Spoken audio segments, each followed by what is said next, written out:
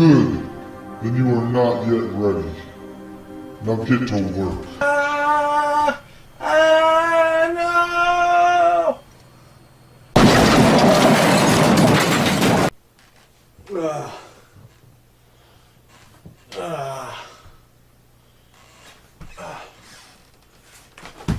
Where am I?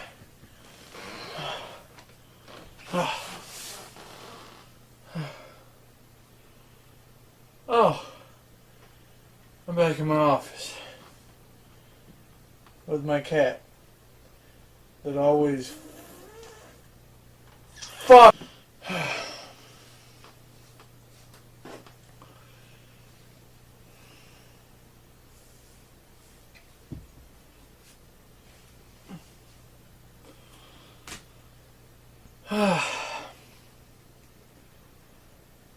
I guess it's showtime. Holy f*** cat. Yo! What the fuck? I dropped my hat on the ground. I put my hat back on. Oh my god, I'm watching anime. I'm walking down my basement stairs. Hey! So on today's show, I'll be attempting to change mainstream media's mind about video games.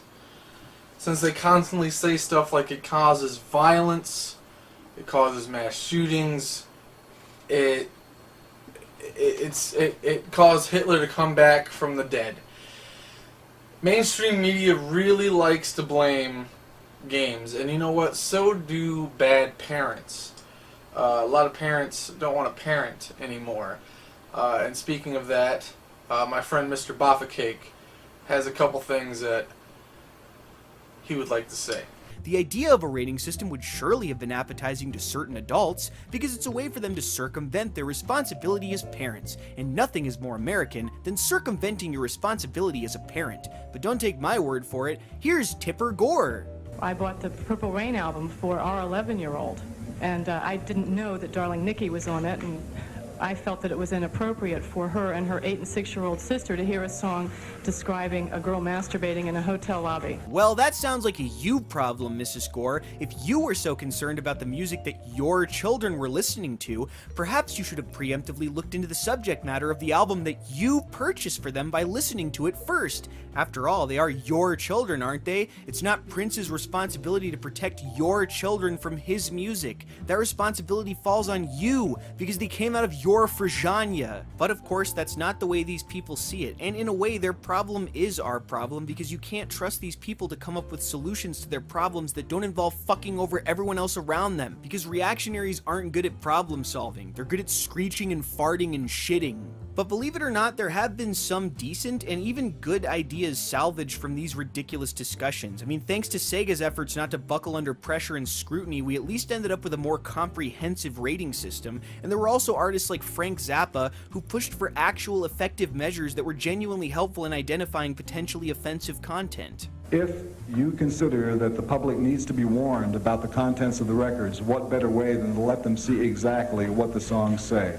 That way you don't have to put any kind of subjective rating on the record. You don't have to call it R, X, D, A, anything. You can read it for yourself. Unfortunately, when it came to music, even with the implementation of lyrical content, the stinky old farty ladies at the PMRC still insisted on plastering parental advisory labels on anything they deemed offensive, because their end goal was never to have a better understanding of the content they were purchasing. Their end goal was slapping blanket labels on music in order to alleviate their parental responsibilities at the expense of the musician, because there's no need to have a broad understanding of the type of media your child is consuming when there's already a convenient label right on the packaging. And this is essentially the sole purpose of these rating systems. And it's this mentality that makes these rating systems so ineffective. It makes the ratings themselves unreasonable. To me, labeling a video game like Mortal Kombat as mature is an oxymoron. When I think of the word mature, I don't think of a bunch of virtual action figures dismembering each other. I can see that this game is dark. I can see that it's violent and brutal and gory, but none of those things constitute maturity. In fact, I am only entertained by Mortal Kombat because it depicts violence violence in an unrealistic and immature fashion. It's fucking ridiculous! The violence is over the top and hyperbolic, and I feel like it's counterproductive to label something like this mature. I will never understand why these people insist on acting like violence in entertainment is something new and dangerous. Hey, remember public executions? Remember when a bunch of humans would gather in the center of town to watch a fellow human hang by the neck until they were dead? Remember guillotines? Hey, remember way back when a bunch of people would gather in a room to watch two men or women beat the ever-living shit out of each... Oh wait, that's still a thing. Remember the Colosseum? I'm sure these senators remember the Colosseum. I mean, most of them are old enough to have sat through a couple of gladiatorial matches. Thank you, Peter, for helping me make a great point. And that is that violence has always been around. What video games did Hitler play, huh? Son of a... Okay. They're trying to say it triggers people into wanting to kill. But that brings up my next point. A big point. A point the media doesn't want to tackle. And that is, if you are triggered into wanting to kill after watching a movie, playing a video game, listening to a song, or hearing someone speak, then it's not the piece of entertainment's fault. It's mental illness. It's a mental health issue. It's absurd to blame the artist, creator, or piece of entertainment for causing mass murder. This is literally what they think happens. I died in Minecraft, Mom. I'll be right back.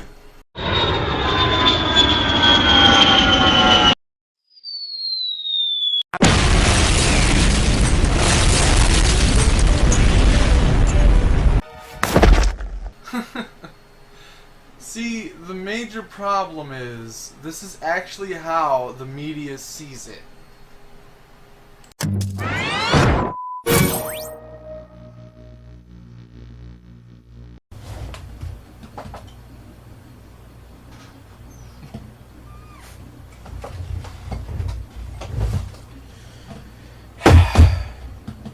The problem with our society and games. This game has caused every problem you've seen on the streets. This game has caused every problem you've seen in your household. Ein Famous 2. I mean, you gotta love the Chinese for making some ching chong This game, world destruction, famine. This game has caused 90%. Hold on, did I get that right? What is the statistic I'm supposed to remember? And why is it so hard to say the word statistic? I don't know. Look at your notes. You know what? You're the smart one. Or maybe you're not. What the fuck? What is going on with my fuck? What is this bull? It's just white fuck. What happened to all my fuck? Where is the note taker? Where's a good cameraman? You can't find any fuck.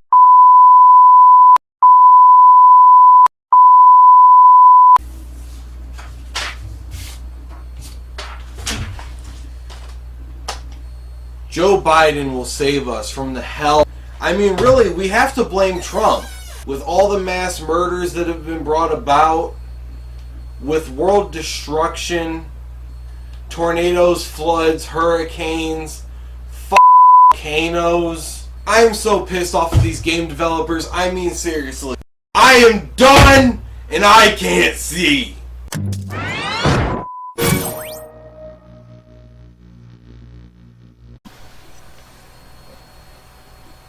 So allow me to talk about the great things video games have done for me personally. Let me start off with a bit about myself first. I grew up poor in Detroit, Michigan, with a mother who cared more about alcohol than her own son. She also tried to kill me and my father multiple times. She tried to frame my father so I'd get taken away into foster care. My father is my hero. Without him, I'd be dead 20 times over. My dad did everything in his power to give me the best childhood possible in the environment that we were in. I mean, he even saved up enough to buy me a PS3. Now, if anybody remembers back in the day, about '07, those were like $600, and even in '09, I think it was like maybe early 2010, maybe. No, I'm pretty sure it was '09. It was either '09 or '10. I can't remember the exact year that Infamous 1 came out in, but Infamous 1 was out. I'm pretty sure it was '09. I'm not sure on that, but it was still like $600, and then with Infamous, it was like $660. So he saved up enough to get me a PlayStation 3 and Infamous. You know, now before I go on, I had game systems before, such as a PS1, a Dreamcast, Game Boy Color, Game Boy Advance, Sega Genesis, Nintendo Super Entertainment System, Xbox Original. But they were hand-me-downs. Like, they weren't my personal first ever system bought specifically and only for me. And that was what the PS3 was.